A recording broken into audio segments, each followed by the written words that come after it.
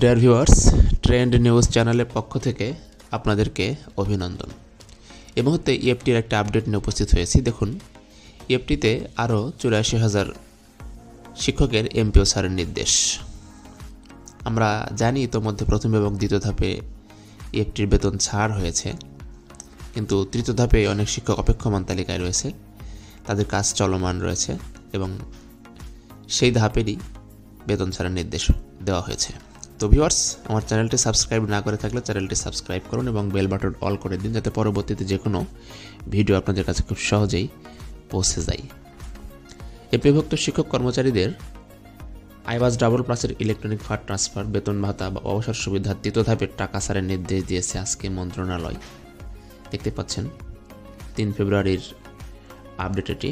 এ ধাপে স্কুল কলেজের মোট 84,776 জন শিক্ষক কর্মচারীর অ্যাকাউন্টে যাবে। তাদের মধ্যে স্কুলের 65,683 জন এবং কলেজের 19,093 জন শিক্ষক কর্মচারী রয়েছেন।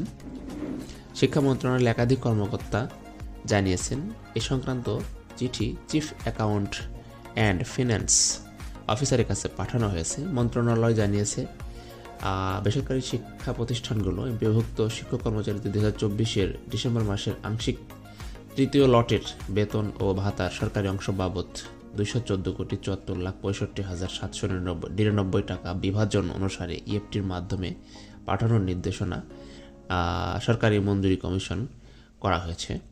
Chief accountant and finance officer এর বিভাজন অনুযায়ী ইএফটির মাধ্যমে দেওয়ার প্রয়োজনীয় ব্যবস্থা গ্রহণ করবেন এবং তার কার্যালয় এই টাকা বেসরকারি শিক্ষা প্রতিষ্ঠানগুলোর এমপিওভুক্ত শিক্ষক কর্মচারীর বেতন ও ভাতার সরকারি অংশ বাবদ পরিশোধ করবেন।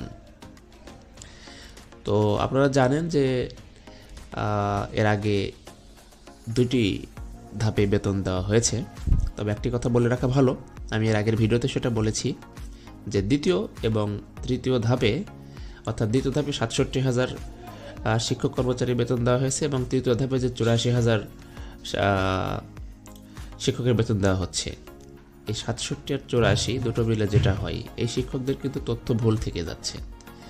ভুল থাকার পরেও যেহেতু তারা মানবেতর জীবনযাপন করছে, এই জন্য তাদের এই ভুলগুলো শুদ্ধ না করেই ডিসেম্বর মাসের বেতন ছাড় দেওয়া হচ্ছে, কিন্তু তার মানে এই না তাদের তথ্যগুলো কিন্তু সঠিক হয়ে গেল। খুব সম্প্রতি আপনারা জানতে পেরেছেন হয়তো যে 2 মাস সময় দেওয়া হবে এই তথ্যগুলো সঠিক করার জন্য, এবং সেটা প্রতিষ্ঠানেই চিঠি দিয়ে দেওয়া হবে কার কী ধরনের ভুল রয়েছে।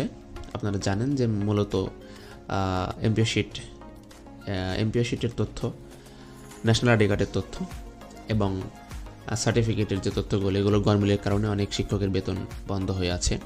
তো এখন প্রশ্ন হচ্ছে, তারা হয়তো বা এ মাসের বেতন ছাড় পেলেন, কিন্তু আগামীতে 2 মাসের মধ্যে যদি কাগজপত্র ঠিক না করে দেন তাহলে কিন্তু পাবেন না। আর যেটা জানা গেছে যে সম্ভবত ফেব্রুয়ারি মাসের মাঝামাঝি, অর্থাৎ এটা তো ফার্স্ট উইক, সেকেন্ড উইকও হয়তো হবে না, থার্ড উইকের দিকে আর কি, এই তৃতীয় লটের বেতন আপনারা অ্যাকাউন্টে পাবেন। আর সবচেয়ে যেটি বড় সমস্যা সেটা হচ্ছে 27,000 শিক্ষক কর্মচারীর তথ্যই পায়নি সংস্থাটি। এখন এই যেসব শিক্ষকদের তথ্য পায়নি, অবশিষ্ট যে 27,000 শিক্ষক, এদের তথ্য পেলেও তাতে কী ধরনের সংশোধন করা হবে সে প্রক্রিয়া এখনও কোনো মিটিং বা কোনো আলোচনা হয়নি, যার জন্য এই 27,000 শিক্ষকদের বেতন আসলে ছাড় এই মুহূর্তে করা হবে না, হয়তো বা আরও কিছুদিন দেরি হবে, অপেক্ষা করা ছাড়া কোনো উপায় নেই। তো ভিউয়ার্স, এটাই ছিল এখনকার আপডেট। আশা করি বুঝতে পেরেছেন। ধন্যবাদ, ভালো থাকবেন।